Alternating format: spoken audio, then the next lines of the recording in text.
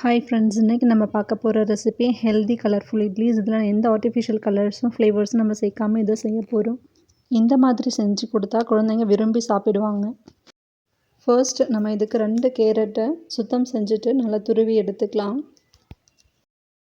வீடியோவை ஸ்கிப் பண்ணாமல் பாருங்கள், அப்போ தான் கொடுத்துருக்க டிப்ஸு உங்களுக்கு முழுமையாக வந்து சேரும். துருவி எடுத்துக்கிட்ட கேரட்டு கூட தேவையான அளவு உப்பு சேர்த்துட்டு லைட்டாக தேவையான அளவு தண்ணீர் சேர்த்துட்டு நல்லா மைய அரைச்சி எடுத்துக்கலாம். ரொம்பவும் தண்ணி சேர்த்து அரைச்சிடாமல் கொஞ்சம் நல்லா திக்கான பேஸ்ட்டாகவே அரைச்சி எடுத்துக்கலாம். உங்களுக்கு பார்த்தாலே தெரியும், நல்ல ஒரு திக்கான கன்சிஸ்டன்சியில் இருக்குது.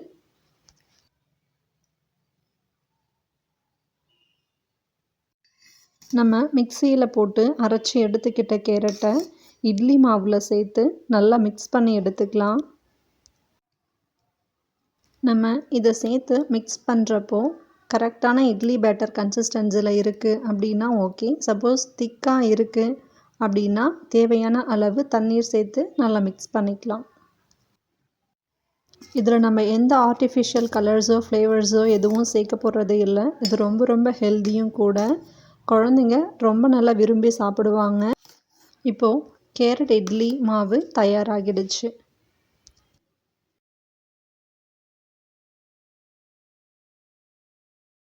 அடுத்து ஒரு நார்மல் சைஸ் பீட்ரூட் எடுத்துகிட்டு அதோட மேல் தோல் நீக்கிட்டு நல்லா கழுவி எடுத்து அதை நல்லா கிரேட் பண்ணி எடுத்துக்கலாம். நெக்ஸ்ட்டு கிரேட் பண்ணி எடுத்துக்கிட்ட பீட்ரூட்டை மிக்ஸி ஜாரில் சேர்த்துட்டு தேவையான அளவு உப்பு சேர்த்து இதை நல்லா மைய அரைச்சி எடுத்துக்கலாம். நல்லா மைய அரைச்சி எடுத்துக்கிட்ட பீட்ரூட்டை இட்லி மாவு கூட சேர்த்து நல்லா மிக்ஸ் பண்ணிக்கலாம். மிக்ஸ் பண்ணும்போதே தெரியும் உங்களுக்கு, நல்ல ஒரு கலர் கொடுக்கும். இது நம்மளோட தேவைக்கு ஏற்ப இட்லி மாவோ தண்ணியோ சேர்த்து கரெக்டாக அட்ஜஸ்ட் பண்ணிக்கலாம். இப்போது பீட்ரூட் இட்லி மாவு தயார்.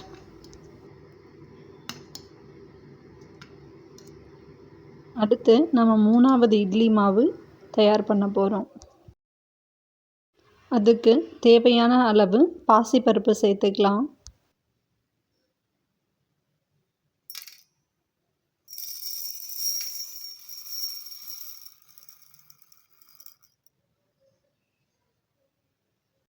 அடுத்து பாசிப்பருப்பு கூடவே சம அளவு துவரம்பருப்பும் சேர்த்துக்கலாம். எடுத்துக்கிட்ட பருப்பை நல்லா சுத்தமாக கழுவிக்கலாம்.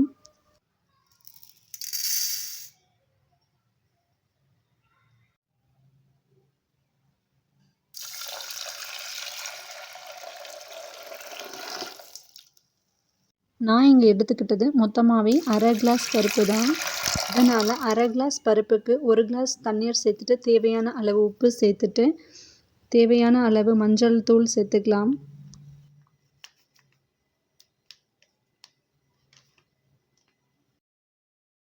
இது அப்படியே ஸ்டவ்வில் வச்சுட்டு மீடியம் ஃப்ளேமில் 5 விசில் வச்சு எடுத்துக்கலாம். பருப்பு நல்லா வெந்து வந்திருக்கு. வேக வச்ச பருப்பை மிக்சியில் சேர்த்துட்டு நல்லா மைய அரைச்சி எடுத்துக்கலாம். மிக்சியில் அரைச்சி எடுத்துக்கிட்ட பருப்பை இட்லி மாவு சேர்த்து நல்லா மிக்ஸ் பண்ணி எடுத்துக்கலாம். உங்களோட தேவைக்கு ஏற்ற மாதிரி இட்லி மாவு சேர்த்து நல்ல ஒரு கன்சிஸ்டன்சியில் நீங்கள் மிக்ஸ் பண்ணிக்கலாம்.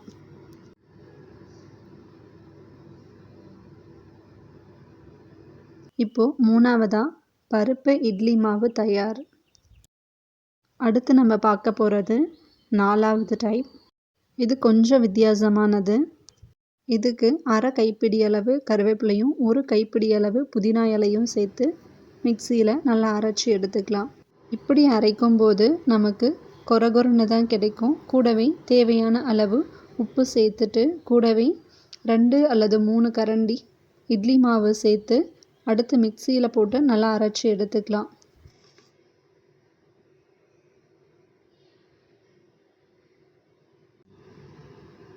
இது கூடவே தேவைப்பட்டால் இட்லி மாவு சேர்த்து நல்லா மிக்ஸ் பண்ணிக்கலாம்.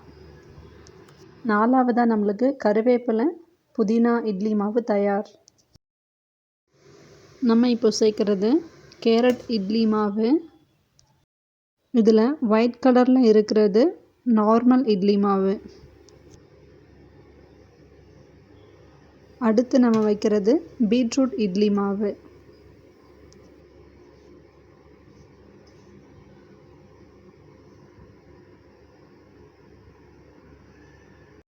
அடுத்து நம்ம இட்லி தட்டில் சேர்த்துருக்கிறது கருவேப்பிலை புதினா இட்லி மாவு.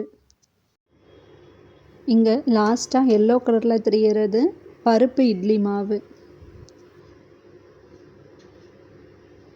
இதை அப்படியே மூடி போட்டு மீடியம் ஃப்ளேமில் ஒரு 10 நிமிஷம் நல்லா வேக வச்சு எடுத்துக்கலாம்.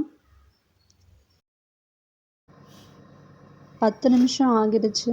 நம்ம இப்போது இட்லி பாத்திரத்தை ஓப்பன் பண்ணி பார்க்கும்போது இட்லி நல்லா வெந்து வந்திருக்கு.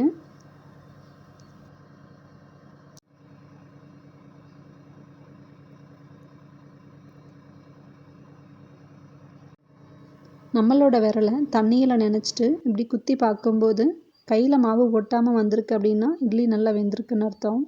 நல்ல சுவையான ஹெல்தியான கலர்ஃபுல்லாக இருக்க இட்லி தயார்.